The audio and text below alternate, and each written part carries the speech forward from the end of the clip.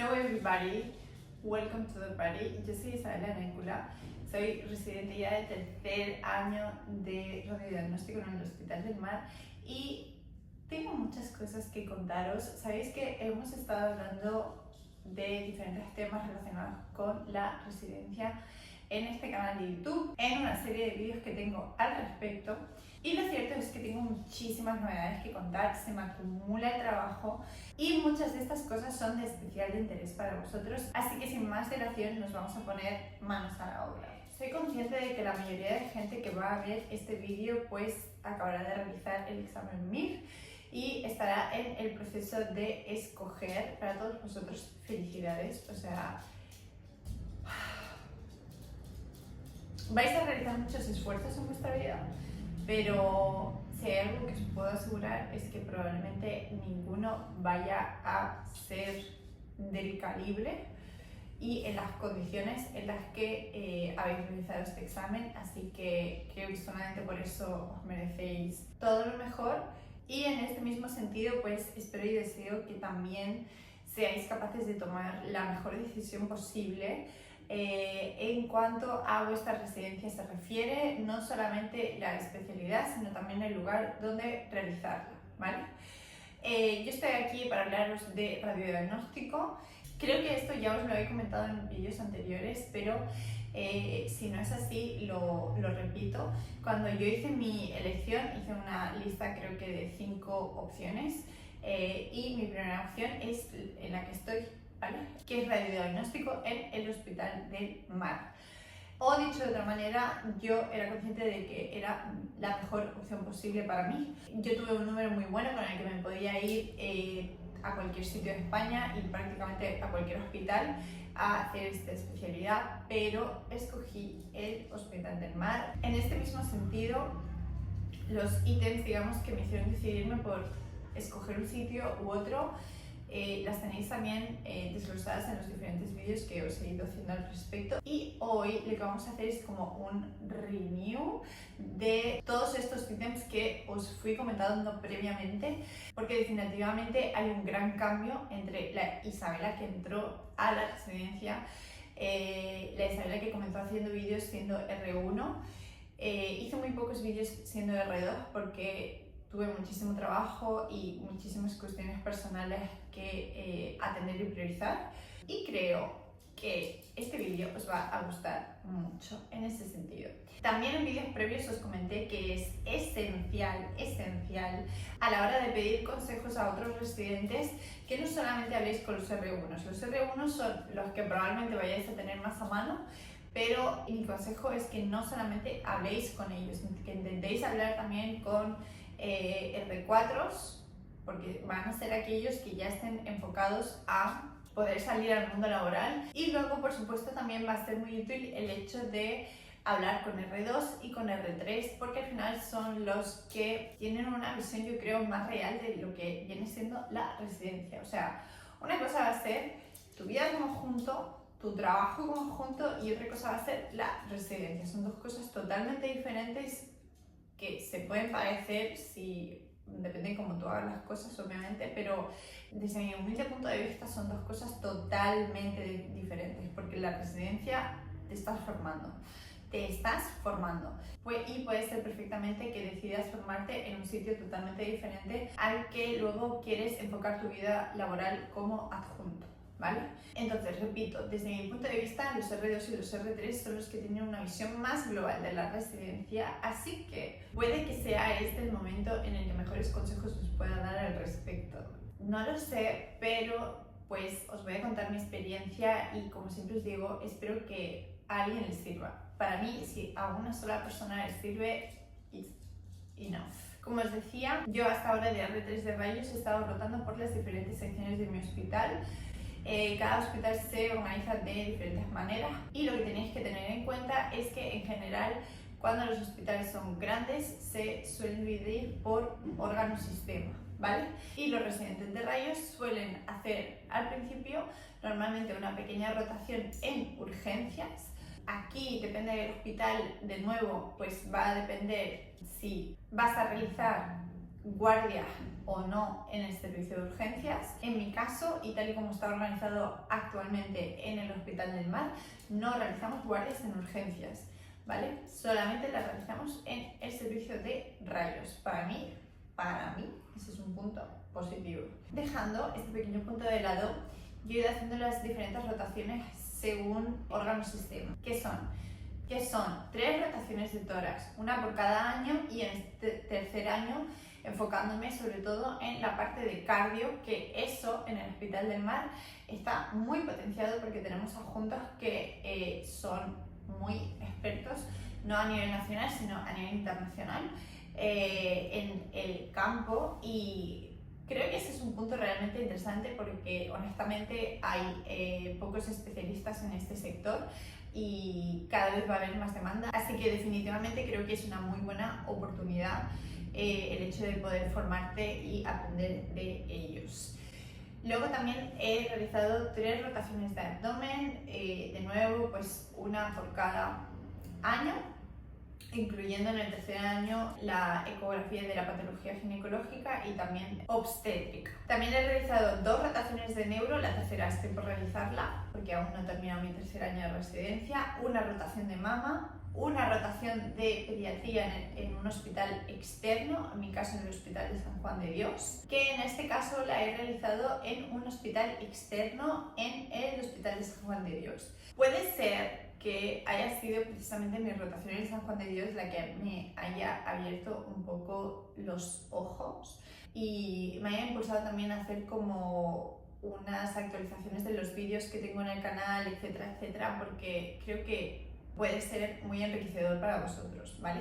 Al comenzar a rotar en hospitales externos, coincides obviamente con rotantes externos también de toda España e incluso de otros países. Y esto hace que tú te des cuenta de cuál es la experiencia que están teniendo otros residentes en sus diferentes hospitales. En referencia a cómo se llevan con sus compañeros, con sus adjuntos, cómo es su nivel de formación, cómo trabajan en su día a día, todo, ¿no? En definitiva, todo esto a mí personalmente me ha hecho reflexionar mucho y reforzar la idea de que 100% volvería a escoger mi hospital para realizar mi residencia de rayos. Creo no, estoy convencida, esto os lo puedo asegurar, y cuando comencéis a rotar, me da igual la especialidad que hagáis, cuando comencéis a rotar en hospitales externos os daréis cuenta de esto.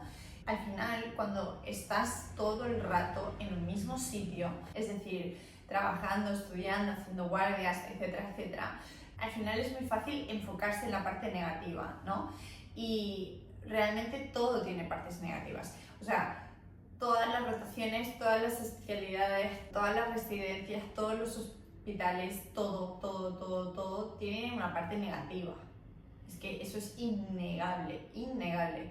Pero os puedo asegurar que después de haber estado en contacto con otros residentes, como os decía, de muchos otros sitios, me siento tan afortunada de estar en mi hospital. Es que no os lo podéis imaginar, de verdad. En este sentido, para mí es esencial, ¿vale?, el buen rollo. O sea, yo soy una persona que, para bien o para mal, trabajo mucho mejor, muchísimo mejor. O sea, yo puedo dar el 300% más en el caso de que me sienta motivada, si siento que tengo un buen equipo, si me siento apoyada, si me siento valorada, etcétera, etcétera, ¿no? Para que me entendáis, es un poco como cuando en la carrera te tocaba una asignatura que ni fu ni fa, pero de repente venía un profesor súper motivado y te la daba súper bien y te hacía entender las cosas y todo como que rodaba muy bien. No sé si me estáis entendiendo, pero esa energía se contagia, ¿sabes? Y hace que tú vayas a tener muchísimos mejores resultados contigo mismo, no solamente en esa asignatura, sino en el resto de tu vida, ¿no? Y por contra, profesores que estaban amargados, que su manera de enseñar provenía del paleolítico, que no tenían ningún tipo de interés en los estudiantes, etcétera, etcétera, hacían que sufrieses muchísimo más la materia, y no solamente la materia, sino, como os digo, pues el resto de experiencia universitaria. Entonces, para mí, en este sentido, el hecho de tener un buen ambiente de trabajo lo cambia todo. Y me gustaría que no fuese así, me gustaría yo no ser tan dependiente de este tipo de factores, porque seguramente la vida me iría mucho mejor y sería más fácil para mí, pero es lo que hay. Y como os he comentado antes, al final estoy aquí para explicaros mi experiencia, ¿vale? Hay gente que yo sé que no es tan dependiente de este tipo de cosas, que les da igual, que son capaces de tirar igualmente hacia adelante y separan perfectamente lo que viene siendo su vida privada de su vida profesional. Tienen ahí como un muro inquebrantable. Ese no es mi caso y tampoco quiero que lo sea, como mínimo por el momento. Otras cosas que realmente me han horrorizado de otros centros y otros hospitales, pues es la gran carga de trabajo, sobre todo en cuanto a las guardias se refiere. O sea, yo tenía compañeros que hacían sextetos, 6 guardias seguidas. O sea, yo cuando escuché esa palabra por primera vez pensaba que era una fiesta guay, ¿sabes? O sea, tuve un compañero que me dijo, sí, tal, es que estoy cansado porque, bueno, tengo un sexteto, tal, y yo pensé, debe ser como un after o algo, no sé. 6 guardias seguidas, más ecografías de tarde, más unos horarios interminables en su día a día. Yo personalmente no puedo con eso. Soy una persona que trabaja constantemente, pero me gusta poder hacer un parón, limpiar un poco mi cabeza, irme a mi casa y luego tranquilamente en mi casa, como veis, pues tengo mi estudio y ahí me pongo a estudiar, a trabajar en remoto, etcétera, etcétera, pero me gusta poder tener la oportunidad de hacerlo yo en mi casa y no tener que quedarme en el hospital hasta las 9-10 de la noche. Gracias. También, por supuesto, en el sentido que os comentaba antes, he escuchado casos de compañeros muy tóxicos. No voy a dar detalles, pero creedme,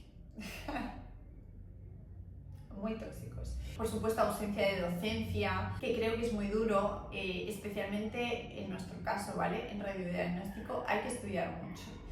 Y si no tienes alguna persona que como mínimo te oriente un poco, que te ayude un poco, que te dé algo de docencia, o sea, la verdad es que los compadezco. Así que, ya lo he dicho antes, me siento, la verdad, muy afortunada de estar donde estoy.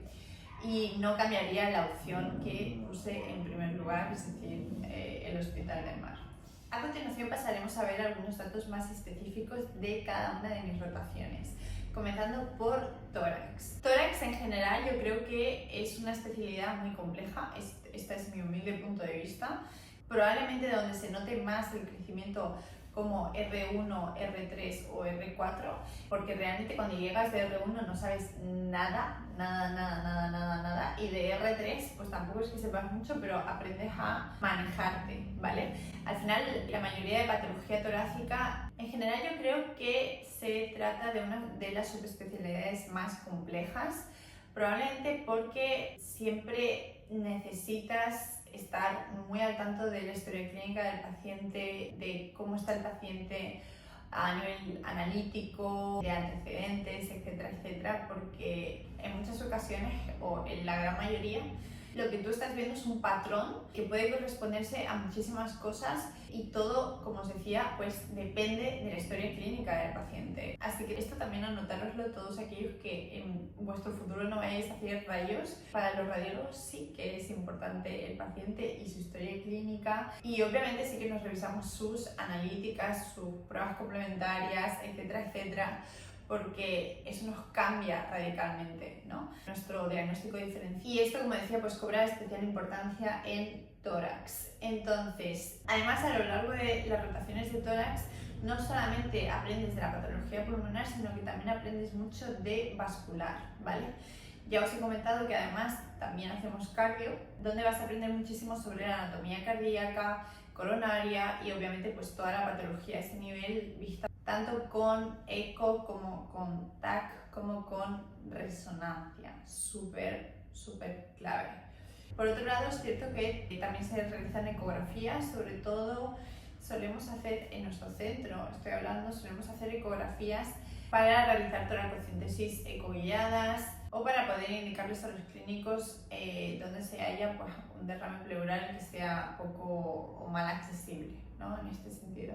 Entonces, en general, en tórax se trabaja sobre todo con el TAC, también con la resonancia, sobre todo, ya os he comentado que tiene cada vez más papel a nivel de la patología cardíaca, y también se utiliza la ecografía. Como mínimo, nuestro centro no es ni de lejos lo que más realizamos, pero sí que en algunas ocasiones nos piden alguna toracocentesis ecoguiada porque pues tiene un mal acceso o lo que sea, ¿no? Por otro lado, las biopsias de nódulos pulmonares se suelen realizar, en el caso de que sean accesibles, por TAC, ¿vale? Que eso también es muy interesante porque se realiza bastante en nuestro hospital, pero en general, como os comentaba, la situación actual que yo veo es que se trabaja mayoritariamente con estudios de TC y esta parte asistencial no tiene tanto peso, como mínimo por el momento. Entonces, en general, creo que es una especialidad bastante tranquila que permite pues, a los especialistas realmente aprender mucho, ¿vale? Te da la oportunidad de tener esa tranquilidad, ¿no? De poder dedicar algo de tu tiempo a aprender, a revisar artículos, a escribirlos tú mismo, a realizar más investigación, etcétera, etcétera. Y al final acaban siendo profesionales, como mínimo lo que yo he podido ver, que realmente tienen muchos conocimientos de anatomía y fisiopatología, ¿no? Que obviamente se correlacionan perfectamente con los hallazgos por imagen. Además, como ya he comentado previamente, aquí encontramos un campo súper interesante que es el de cardio, donde tenemos muy pocos especialistas y eso pues va a ofrecer muchas oportunidades laborales en un futuro, hablando tanto de cardio TC como cardio RM, y que además se prevé que crezca muchísimo volumen en los próximos años. Así que, en conclusión, si pudiese hablar con la Isabela que empezó la residencia, le aconsejaría definitivamente que estudiase más desde el principio. Pero bueno, en general me parecen estudios bastante complejos de abordar, sobre todo para un R1, así que lo hecho está hecho. Continuamos, en este caso, con la rotación de abdomen. Se trata de una rotación muy compleja, aunque muy agradecida, sobre todo porque luego te salva mucho la vida en las guardias. No sé si realmente la mayor parte de la patología, pero como mínimo lo que es realmente urgente va a ser el abdomen, ¿vale? Obviamente los sangrados intracraneales, los ictus y así, pero el abdomen es mucho más complejo en este sentido y es muchísimo más agradecido. Así que rotación también compleja, pero muy agradecida, y en este sentido no es como tórax. Ya os he comentado que en tórax puedes estar viendo un patrón en la imagen y que ese mismo patrón se pueda deber a 20 cosas, ¿vale? Mientras que en el abdomen puedes acotar muchísimo más tu diagnóstico diferencial y ser más directo, ¿vale? Puedes decir, esto me parece claramente una oclusión porque aquí estoy viendo estos hallazgos, o esto me parece un cólico nefrítico con una litesis que está obstruyendo, o esto me parece una patología vascular porque aquí estoy viendo tananana. Es decir, realmente puede ser mucho más directo, si bien en algunos casos obviamente uno puede y debe dudar. En general, como os decía, yo creo que en este sentido es mucho más agradecido que tórax. Al final vas a estar tocando toda la patología abdominal, ¿vale? Desde la gastrointestinal, pero también la hepática, renal, suprarrenal, urinaria, prostática, es decir, que tienes un montón de órganos ahí. Un montón de órganos, un montón de patología, por lo cual yo también creo que son de los especialistas que más conocimientos tienen de la anatomía, fisiopatología y su correlación con los hallazgos radiológicos. Desde mi punto de vista es una especialidad que también va a requerir el 100% de ti, porque tienes que estar a tope con la ecografía, con el TAC, con la reso, o sea, tienes que defenderte con todos los órganos y también con todas las herramientas que tú tengas a tu disposición. En nuestro caso, obviamente, hacemos muchísima ecografía abdominopélvica, pero muchísimo intervencionismo por ecografía, ¿vale? Y no me estoy refiriendo solamente a las típicas nefrostomías y colecistostomías, sino de verdad, creedme que tenemos la suerte de tener grandes profesionales en este sentido y se hacen cosas pioneras a nivel europeo y a nivel mundial. en cuanto a intervencionismo guiado por ecografía y también por TAC a nivel abdominal. Por lo tanto, en general, como os decía, es una especialidad que va a requerir que sepas dominar todo: eco, TAC, reso. Y la reso me parece inabarcable, hasta decir basta, durante el periodo de la residencia, porque al final vas a tener resos de todos los órganos, ¿vale? De todos los tipos de patología, y imaginaros, es que es muy diferente, por ejemplo, ver una próstata que ver un útero, ¿vale? Hablando de esto, también me parece muy interesante remarcar que a partir de mi rotación de ecografía ginecológica y obstétrica, desarrollé bastante interés en la patología genital femenina, y eso me permitió también darme cuenta de que existe mucha carencia de especialistas a dicho nivel, ¿vale? Porque al final es una patología pues muy específica, siempre obviamente teniendo en cuenta que la mayor parte de la patología la ven los ginecólogos súper bien, ellos son súper independientes, lo hacen genial, y para mí vale mucho más una exploración ginecológica bien realizada que una prueba realizada por los radiólogos, ¿vale? Pero en el caso de que se tengan que realizar exploraciones complementarias, ahí hay falta de especialistas y por lo tanto muchas oportunidades laborales, en mi humilde opinión. En conclusión, en cuanto a mis rotaciones de abdomen, me queda una, que es la de R4, donde sobre todo me tengo que centrar en hacer todo el intervencionismo que pueda. Me pienso lanzar a saco con todo, aprender mucha más reso y obviamente aprender mucha más resonancia, aunque como ya he comentado previamente, es que creo que es inabarcable, así que step by step. Bien, seguimos pues con neuro. Neuro también es una rotación compleja, ¿sabéis? Es una rotación compleja y muy polarizada. O la amas o la odias. Creo que esto también va muy de la mano con la propia asignatura de neuro, ¿vale?, que hacemos en la universidad. Yo sentía que ahí los estudiantes se dividían drásticamente y o amaban o odiaban la neurología, y la mayoría la odiaba. Como mínimo, yo es lo que veía.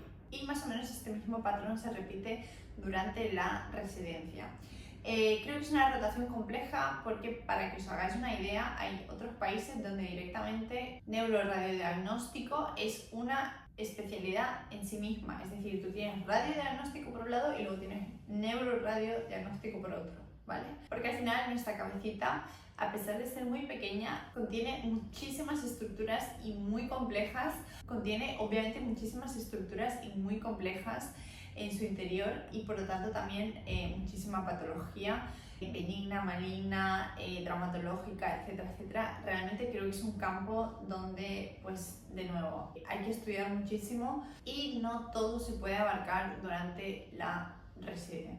En mi caso, en concreto, como siempre he sido un poco neurofriki, yo la rotación siempre la he cogido con especial interés, siempre la he vivido muy a gusto y he aprendido mucho, aunque como ya os he comentado antes, es inabarcable todo y en muchas ocasiones pues te tienes que enfrentar a esta sensación de frustración de decir, no llego a esto, no llego, esto no lo he visto, esto no lo he visto venir, esto no me lo imaginaba, esto no sé cómo solucionarlo, etcétera, etcétera, etcétera, ¿no? En este caso, durante las rotaciones de R1 comienzas pues viendo la patología básica, sobre todo con TAC y sobre todo pues la patología urgente. Luego ya de R2 comienzas a ver patología un poco más compleja y comienzas también a meterte en el maravilloso mundo de la ORL, que de nuevo, o la amas o la odias. Yo en concreto la odio, no voy a mentir, pero precisamente por el hecho de que me parece muy compleja y que me da mucho miedo abordarla, me he querido asegurar de poder aprender y nutrirme al máximo de ella. Y en este sentido os tengo que decir lo mismo que he comentado de cardio y de gine. Hay mucha falta de radiólogos especialistas a este nivel y por lo tanto aquí de nuevo se abren muchísimas puertas laborales, en mi opinión. En mi caso, pues, ¿qué es lo que me queda? Me queda sobre todo estudiar más reso y espectroscopia para centrarme sobre todo en la patología tumoral del cráneo. En este sentido, hablando aquí de la resonancia, me gustaría remarcar una cosa muy importante, y es que creo que son de los especialistas que más controlan la máquina, ¿vale? O sea, el neuroradiólogo tiene que estar al lado de la resonancia. Eso no significa que no puedas hacer teletrabajo, etcétera. Pero sobre todo en los hospitales de alto nivel tienes que estar controlando la resonancia, controlando a los pacientes urgentes, controlando a los pacientes hospitalizados, ver qué protocolo le vas a hacer e ir controlándolo según vayan saliendo las imágenes para decidir dónde paras, ¿no? Es decir, oye, mira, ya me he dado cuenta de que realmente lo que tiene este paciente es un infarto, se finí, ¿vale? Hasta aquí se termina el estudio. O no me acaba de cuadrar un infarto con lo que tiene el paciente a nivel clínico y por lo tanto tengo que decidir qué más hago o cómo lo hago, cómo lo gestiono. Así que en general pues van a ser unos especialistas que sepan muchísimo sobre resonancia magnética, que controlen las máquinas y ojo, porque esto no significa que no puedan teletrabajar, ¿vale? Bien, la siguiente rotación es mama. En mama yo solamente he rotado una vez,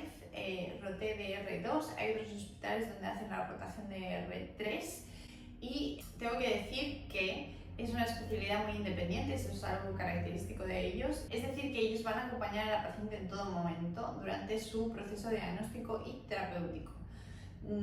Incluso previo al diagnóstico, o sea, puedes tener pacientes obviamente a los que nunca le vayas a diagnosticar nada porque le haces el cribado de cáncer de mama y nunca llegan a tener cáncer de mama o ningún tipo de patología y se finí, pero también vas a tener pacientes donde pues la vayas a diagnosticar y vayas a ir escogiendo todas las pruebas que tú necesitas hacerle. En una misma instancia puedes llegar a hacerle ecografía, mamografía con contraste, intervencionismo, tanto guiado por eco como guiado por la tomografía.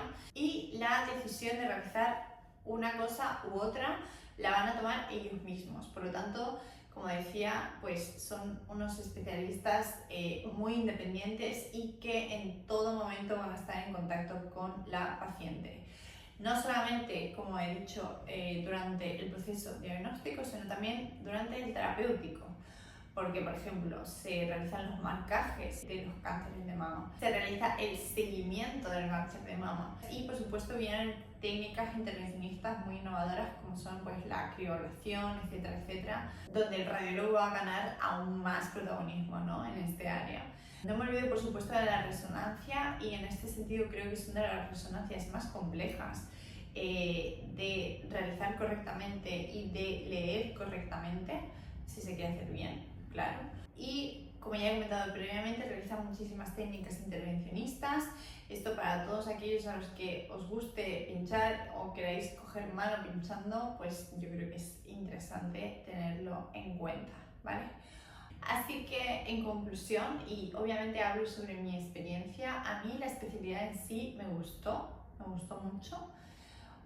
Sin embargo, lamento no haberla pillado en el mejor momento, ¿vale? Yo roté de R2 en verano. En ese mismo momento había muchísimos cambios dentro de la sección de mama que quizá no facilitaron el hecho de que yo pudiese aprender o crecer tanto como me hubiese gustado dentro de esta especialidad. Seguimos con la siguiente y penúltima rotación que voy a estar comentando en este vídeo, que es pediatría. El Hospital del Mar tiene un convenio con el Hospital de San Juan de Dios para realizar esta rotación y eso es muy interesante porque el Hospital de San Juan de Dios realmente es pionero hasta decir basta en la patología pediátrica, muy compleja. Se envían pacientes no solamente desde todos los centros de España, sino también desde el extranjero y eso te permite no solamente ver la patología pediátrica en sí, sino también la más compleja, ¿vale? En este mismo sentido, quiero que tengáis en cuenta que el Hospital del Mar y el Hospital de San Juan de Dios se encuentran en la misma ciudad, es decir, en Barcelona, y esto puede ser algo muy positivo para una persona que pues quiera formarse correctamente, pero no le apetezca tener que estarse desplazando cada 2-3 meses a diferentes ciudades del país para poder completar su formación, que es lo que yo he visto que les ocurre a otros residentes. Esto no digo que sea ni bueno ni malo, o sea, hay gente a la que le encanta el estilo nómada y yo realmente creo que es muy enriquecedor el hecho de poder nutrirte de diferentes ciudades, de diferentes hospitales, etcétera, etcétera. Pero también a mí personalmente me cansaría muchísimo el hecho de tener que estar cambiando de ciudad cada 2 por 3, ¿vale? Entonces, bueno, todo es válido, sencillamente tenéis que conoceros a vosotros mismos y saber qué es lo que más se adapta a vuestras necesidades. En cuanto al Hospital de San Juan de Dios, durante mi rotación yo realmente sentí que la mente cambiaba muchísimo, en el sentido de que era como más relajado, ¿sabéis? Había muchísima docencia, o sea, si no era cada día, pero cada 2 días teníamos algún tipo de sesión que nos daba un adjunto y yo eso lo agradecí muchísimo porque es que si no, ¿cómo vas a abordar tú toda esa patología en tan poco tiempo, ¿no? Al final, cuando te enfrentas a la patología pediátrica, todo cambia, es decir, el diagnóstico diferencial es totalmente diferente, el manejo del paciente es totalmente diferente, el seguimiento es total, o sea, todo cambia, todo. En conclusión, cuando te enfrentas a esta patología pediátrica, si vienes de un centro donde sobre todo estás acostumbrado a tratar con adultos, creo que es como empezar desde cero, ¿sabéis? Así que en este sentido estoy muy agradecida a que se le dé tanto peso, tanta importancia a la docencia. No solamente en cuanto a las sesiones que se dan, sino también pues a la disposición de los adjuntos. O sea, ellos cualquier caso interesante que ven te lo enseñan en el momento, ¿vale? Entonces de repente pues tienes a todo el equipo de residentes aprendiendo del adjunto y de un caso súper interesante, reflexionando, estudiando, etcétera, etcétera, y creo que es una muy buena dinámica, ¿no? También me parece muy interesante el hecho de que corregíamos los casos de forma conjunta. Así que, por ejemplo, pues si había un caso que yo personalmente no había visto y que lo había hecho alguno de mis compañeros, yo igualmente tenía la oportunidad de pues aprender de ese caso, ¿no? Y viceversa. Entonces, en general, esa dinámica a mí personalmente me gustó mucho. Ojo, porque me gustaría remarcar que los adjuntos especialistas en radiología pediátrica tienen que realizar un fellow después de terminar su residencia. Es decir, que han realizado muchísimo esfuerzo para estar donde están. Por otro lado, y como ya os he comentado previamente, he conocido a muchísima gente que me ha inspirado un montón, de la que he aprendido un montón, me ha abierto muchísimo la mente y también, como dije antes, me ha hecho estar mucho más agradecida por estar en el sitio en el que estoy. Pasamos a hablar ahora sobre la rotación de osteomuscular, que va a ser la última que estemos tratando en este vídeo. Me parece también que es una rotación súper compleja desde todos los puntos de vista, porque, es decir, fijaros por favor en un detalle, vais a tener que estar repasando toda la anatomía que visteis hace 6, 7, 8 años en primero y segundo de carrera, es decir, sus músculos, articulaciones, ligamentos, etcétera, etcétera. Y decidme por favor, ¿quién se acuerda de eso al detalle? ¿Quién? Porque yo, desde luego, no.